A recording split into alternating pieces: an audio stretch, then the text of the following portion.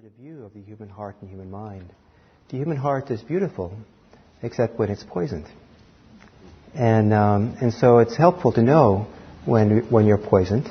Sometimes it's hard to identify, to notice that's actually the case. Sometimes the effect of the poison is not evident until, many times long later.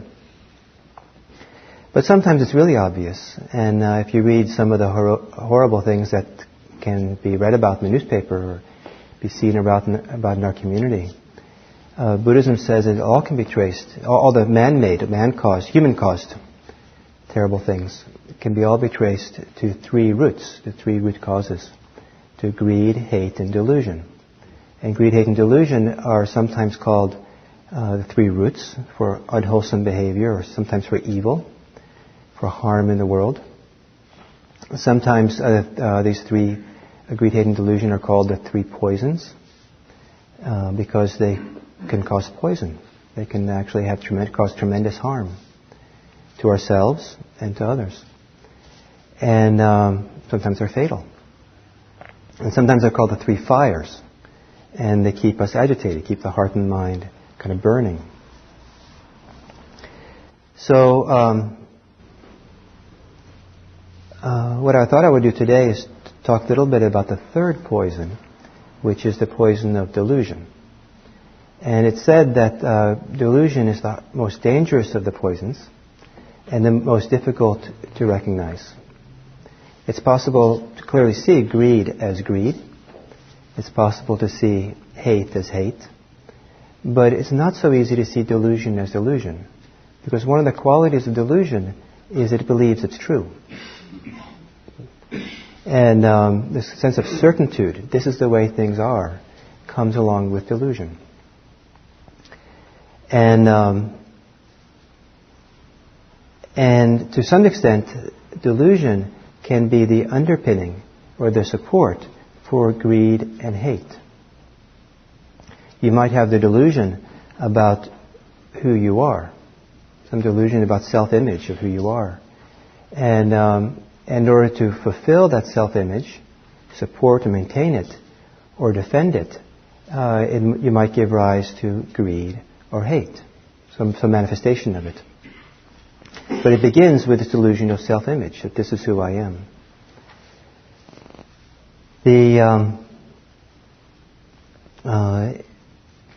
And there's a whole range of intensities to delusion, and it can happen at many different levels in the psyche, in the mind. And it can happen in ways which are somewhat subconscious, maybe even unconscious. Human beings have tremendous capacity at putting on blinders, at denial. And so in Buddhism, there's a whole complex of terms or concepts related to delusion. There's ignorance, there's confusion, there's illusion, delusion, and what else? Well, those are pretty good. And Buddhist practice is meant to address the issue of delusion, confusion, ignorance, illusion. And the clearest antidote to it is what's called wisdom, or insight, prajna, panya. To somehow be able to see clearly what is going on. And so that's part of the reason for mindfulness, is to start seeing clearly, to break through the shell of delusion. In extreme forms, delusion is a psychiatric condition. And so there are delusions of, some of the list in psychiatric world is like delusion of persecution. People are out to get you. And I remember once when I was living at Green Gulch Zen Center, I was told that I was kind of like one of the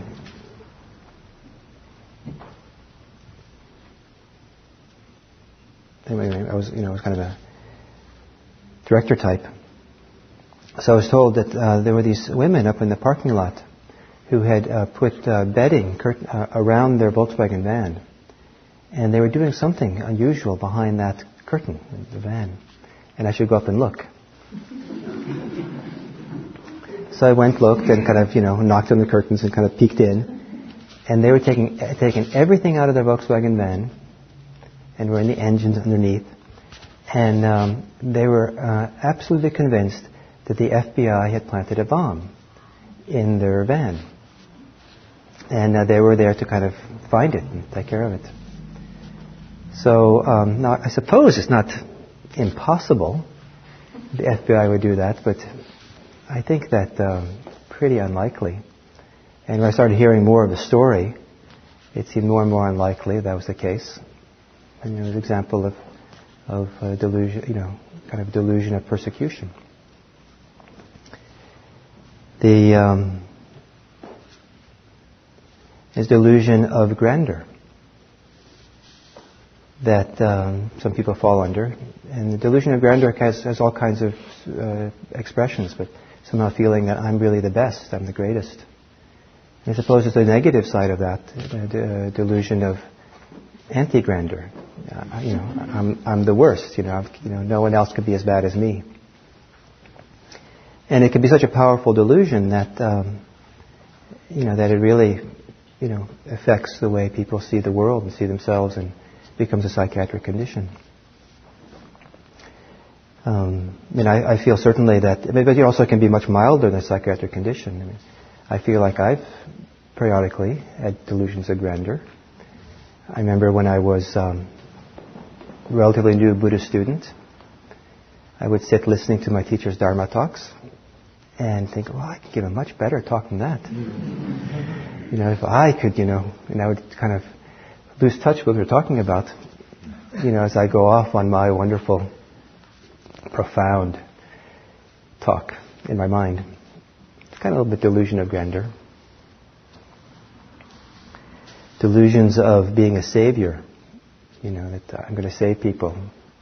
That can be extreme, but also can be kind of mild, where kind of delusions of being the helper. I'm going to help. There's delusions of thought transmission, all kinds of directions. Feeling that we're projecting thoughts into other people's minds, delusions that people are projecting to my mind, that somehow we're communicating mind to mind. It's a pretty well-recognized psychiatric condition.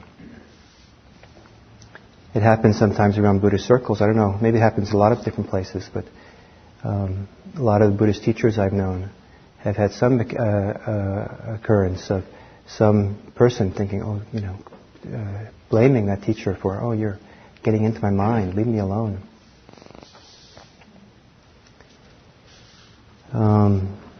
There's delusions, I think it's called eromania. What it's called? Some of you might know better than me. But it has to do with delusions of thinking that someone loves you who doesn't. Completely convinced this is the case, and then, behaving as if that's the case and getting into trouble. And it can happen in extreme levels where the police are needed, and then it can happen in pretty mild levels. And probably all of us at some point have succumbed to eromania. And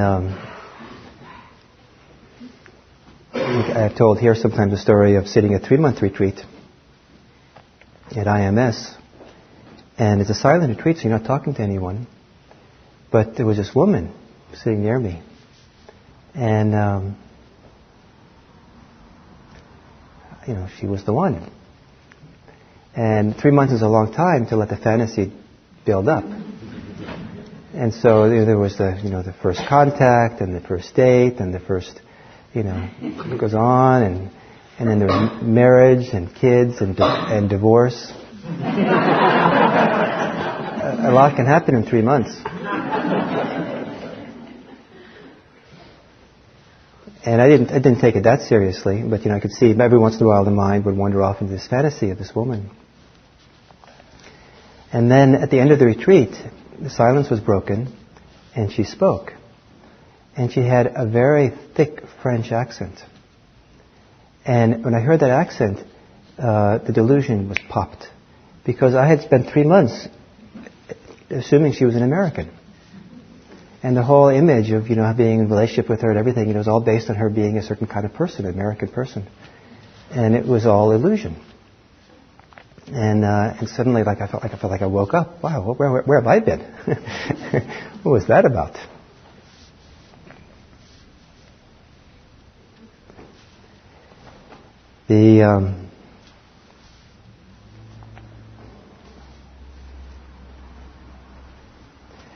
I don't know why human beings are prone to having delusion. I mean, there's probably many different reasons. Sometimes there's clear reasons. Sometimes it's maybe just what the human mind does. Sometimes it just makes up meaning and stories and projections.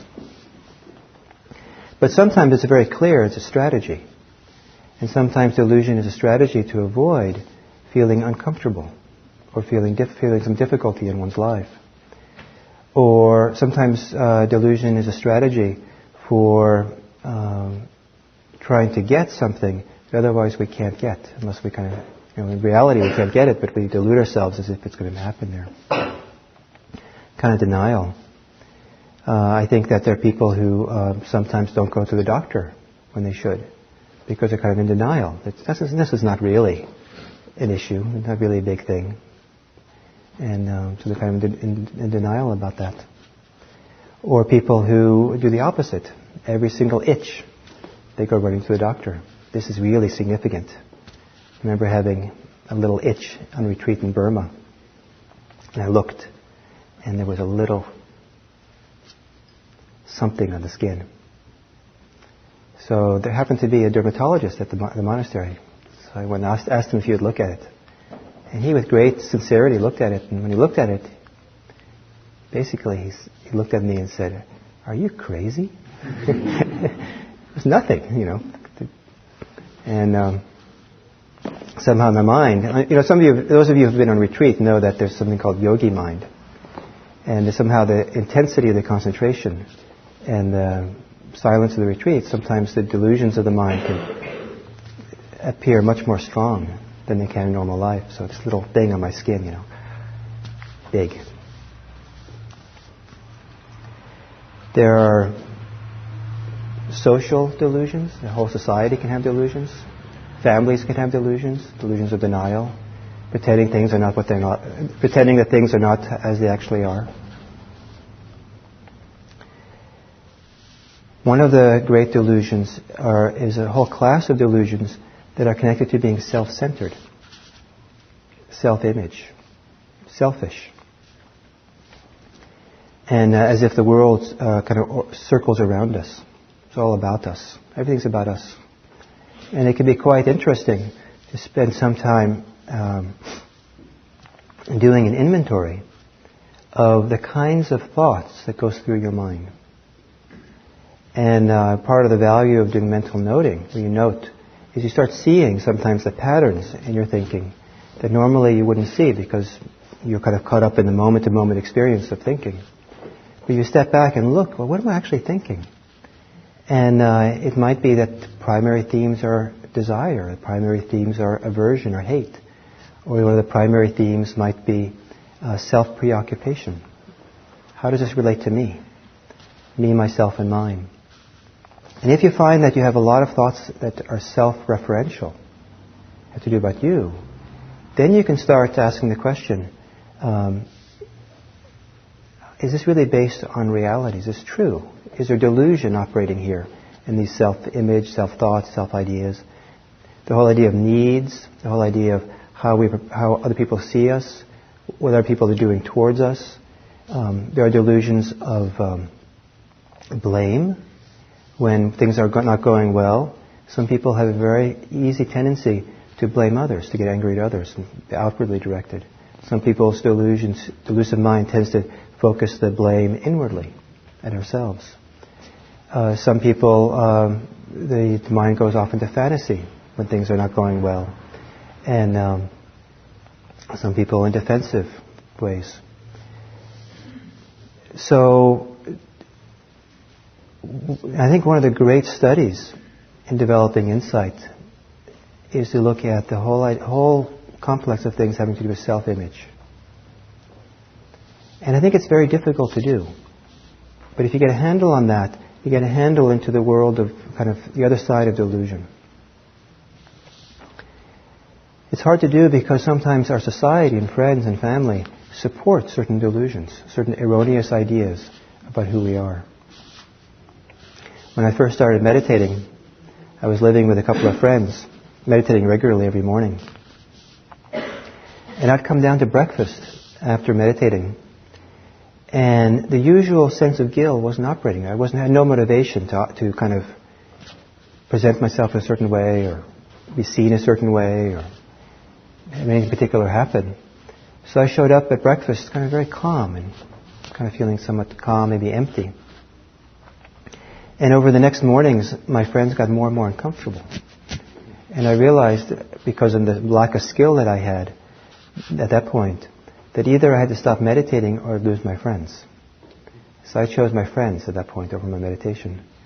And so I stopped meditating and started behaving as the usual Gil, as they expected. But it was kind of like, going back to a delusion that was comfortable.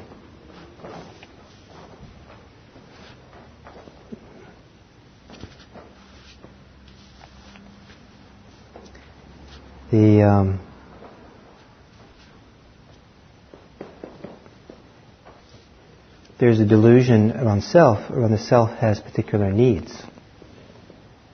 So I need X, Y, and Z. I need all kinds of things. And our society kind of has powerful messages of what the self needs, what you need, what a human being needs. And it's very easy to internalize that.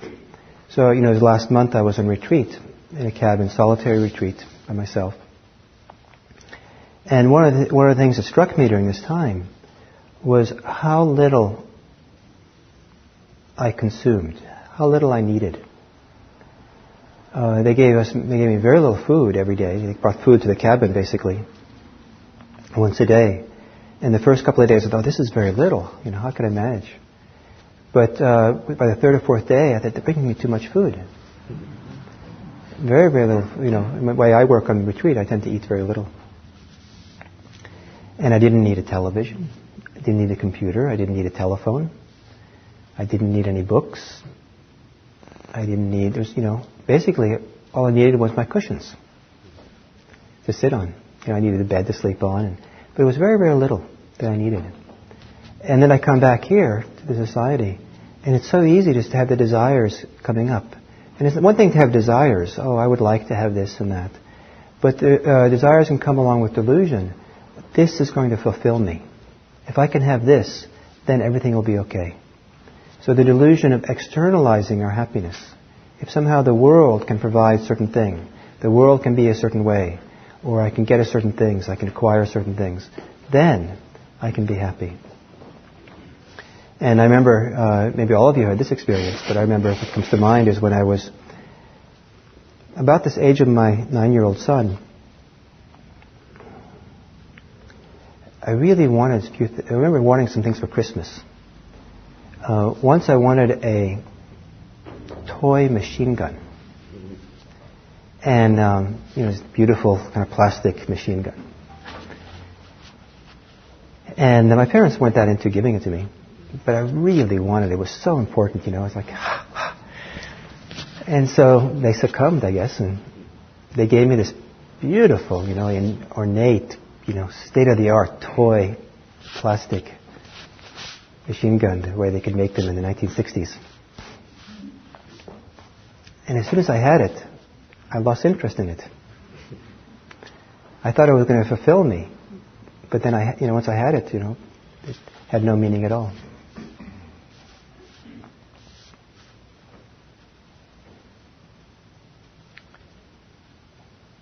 And people can spend, decades pursuing certain illusions,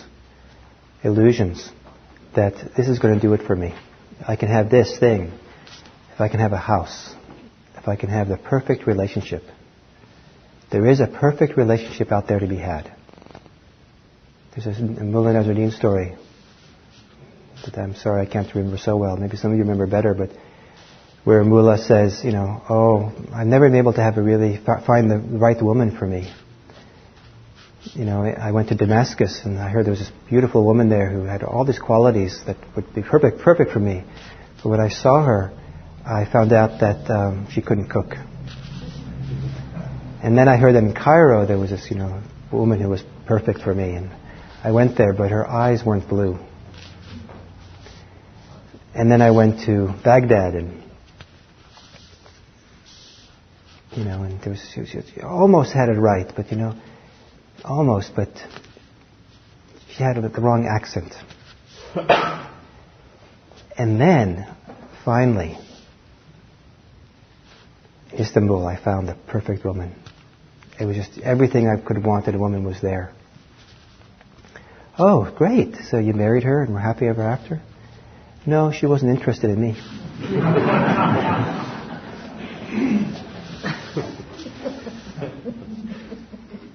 But it can cause a lot of pain in relationships, the idea that to hold someone up, a partner up to some ideal, this is what a person should be like.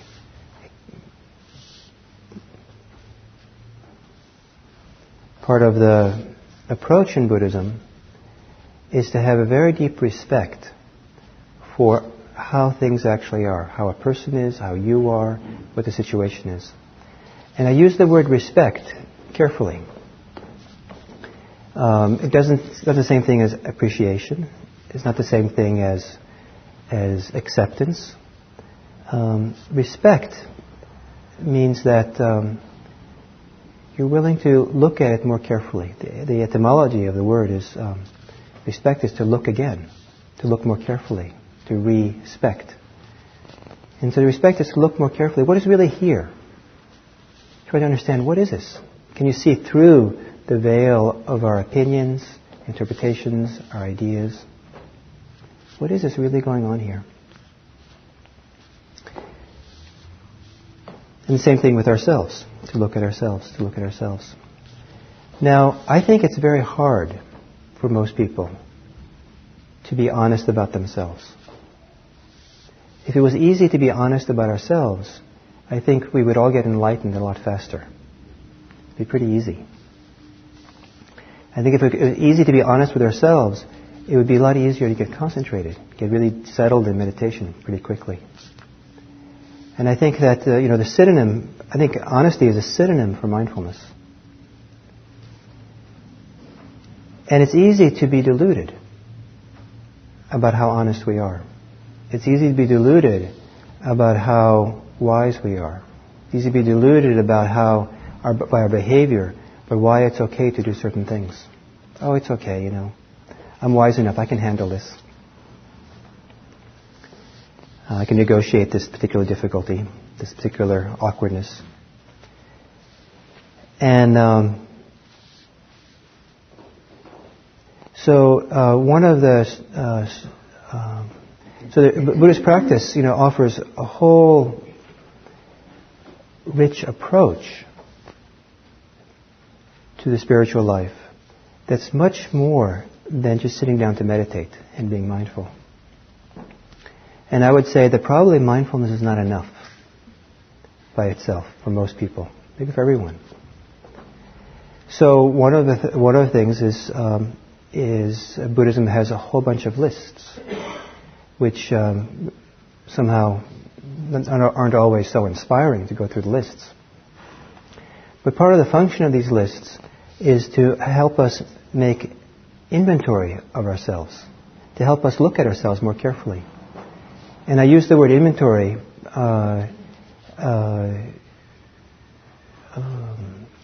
because of how it's used, I think, in 12-step recovery programs. I think it's a very powerful phenomenon, the 12-step. And one of the things you do in 12-step is you do, I think it's the 5th step, is that right? Or the 4th step, where you do a moral inventory of your life. And you go through your life, you go back and the earliest memories you have sometimes and kind of go through very carefully and try to kind of really take in what it is you've done. Have you harmed anyone through your life? And for some people who do this, it's a shock to actually go through it because they've never done that.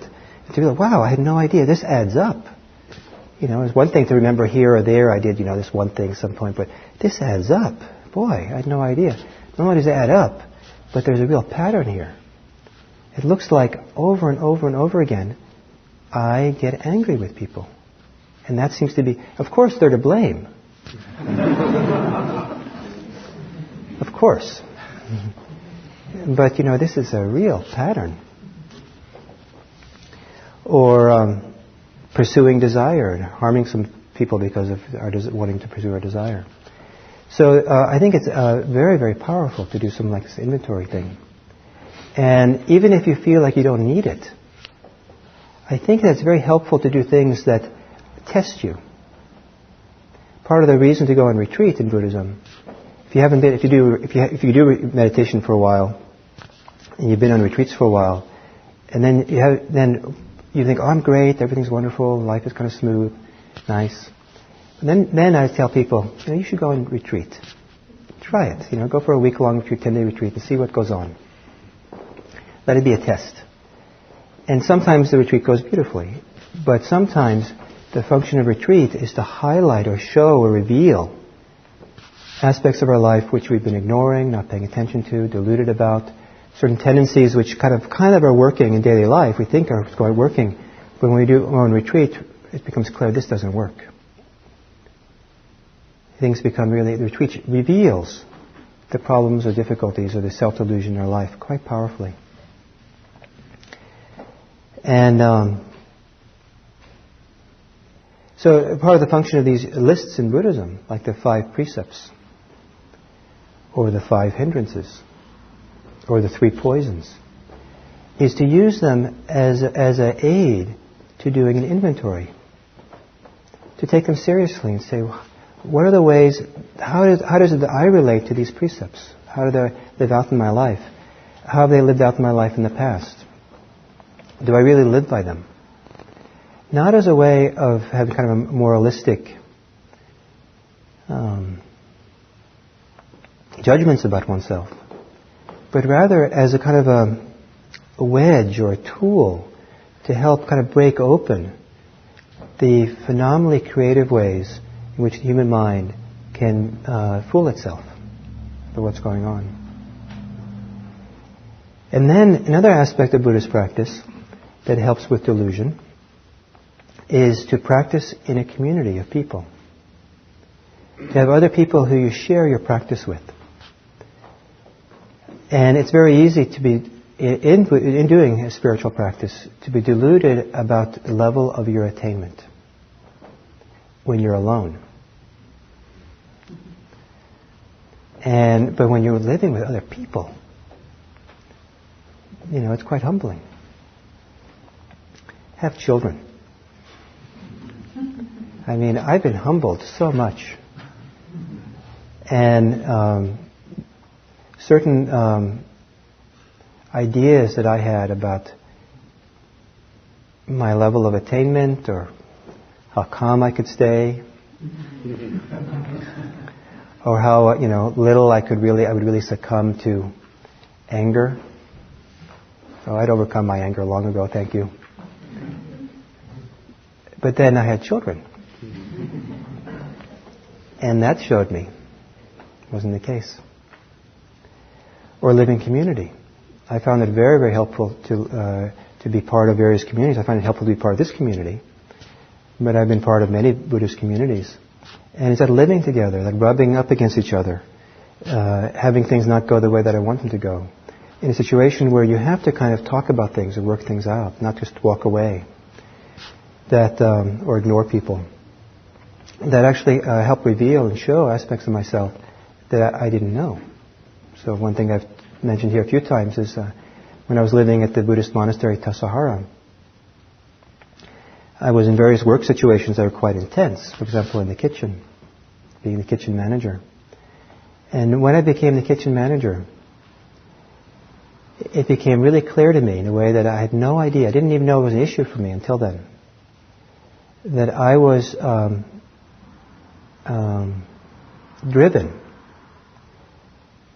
by the desire to have people like me. It's okay to have people like you. It's okay to kind of, be kind so they like you. It's within reason, right? But you can be driven by it. And I would do amazing social gymnastics So they try to get people to kind of like me in the kitchen, which was a very hard place to have people like you. And because if you told them, anyway. Someone once told me, who worked under me in the kitchen, he said, Gil, if you weren't so sincere, I'd punch you out. That was kind of mixed praise. So I suffered a lot because of this desire to want people to like me. And when I suffered, because I had so many chances in the kitchen, it happened so often, this need, and we were working together so closely, I got to see it in ways that I couldn't see it elsewhere in my life. And so I had to really confront this issue in my life. I had to really deal with it. And it was a very important turning point for me, because as long as you're kind of caught by this hook of wanting to be liked by people, wanting to be seen a certain way, they have control over you, they have power over you.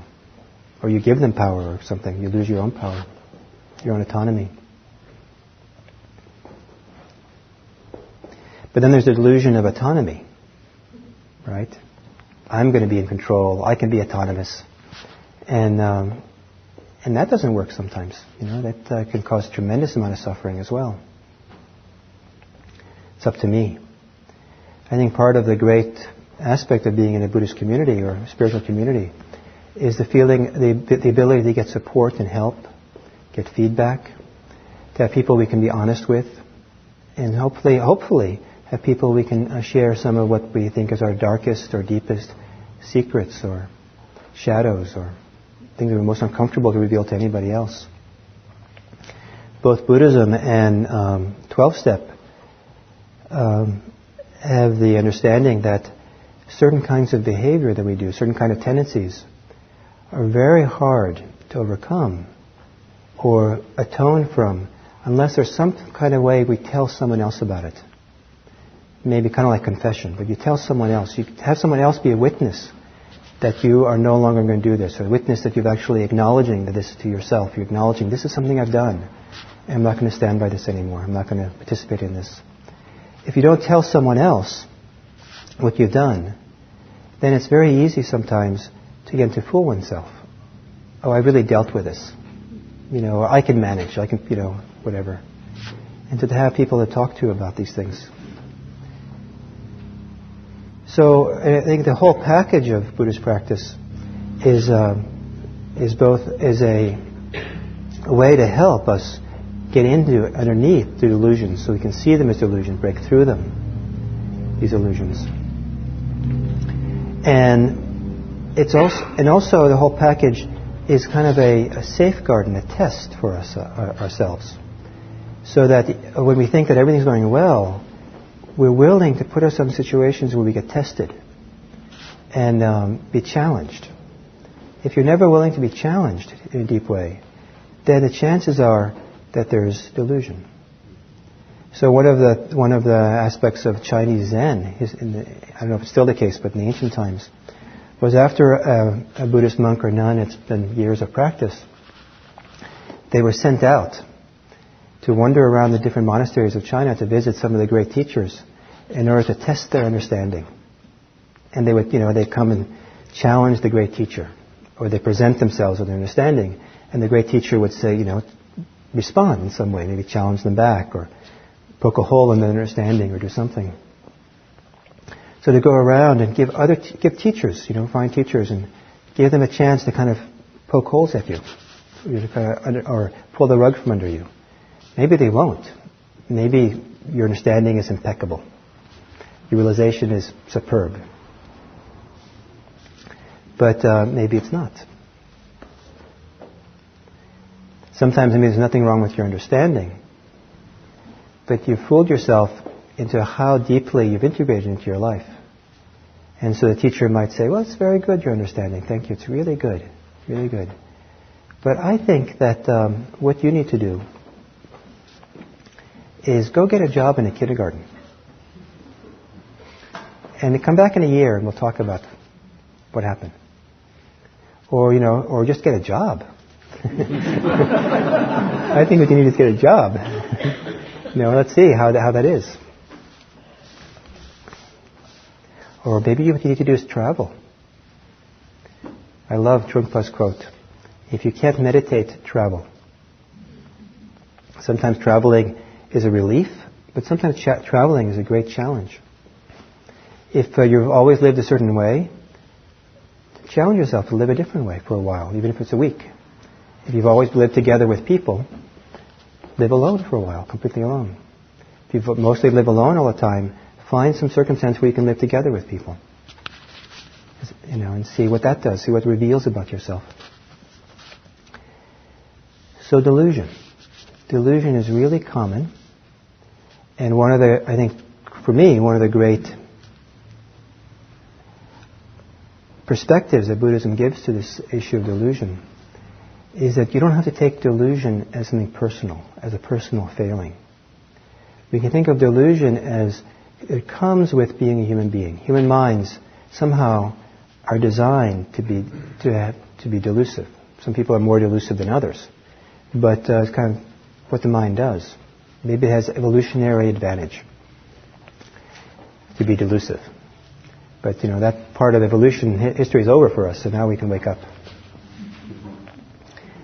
And so, but not to take it personally, not to take it as a personal failing, but rather, and not something you have to hide or be embarrassed about, but rather, maybe willing to talk about it, be willing to be transparent.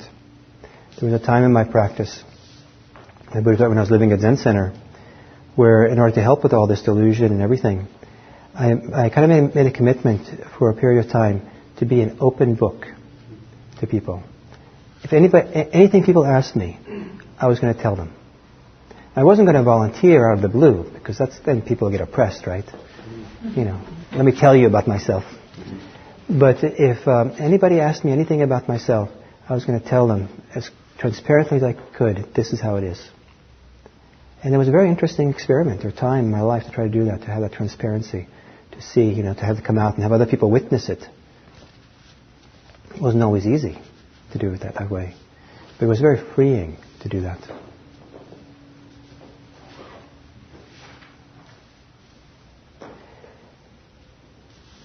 So to appreciate that some of these, that delusion can also be a poison and a fire that can cause tremendous harm. And to be motivated to live a life which doesn't cause harm. To be motivated to have a life that actually is for the welfare and happiness of all beings. And to have that motivation, to use that motivation to help us to find ways to be really clear and honest about delusion in our life. Use our community, use the teachings, use our friends, use the teachers to help us and be willing to be challenged in this regard. Just as I needed so little on my retreat, it's remarkable how little the human heart needs in order to be happy. It's okay to give your delusions away. It's really okay. You can be happy without them. So, thank you very much. And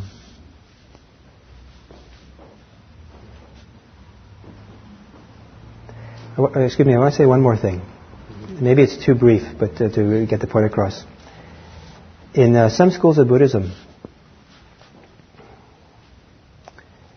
they teach that Zen Master Dogen said,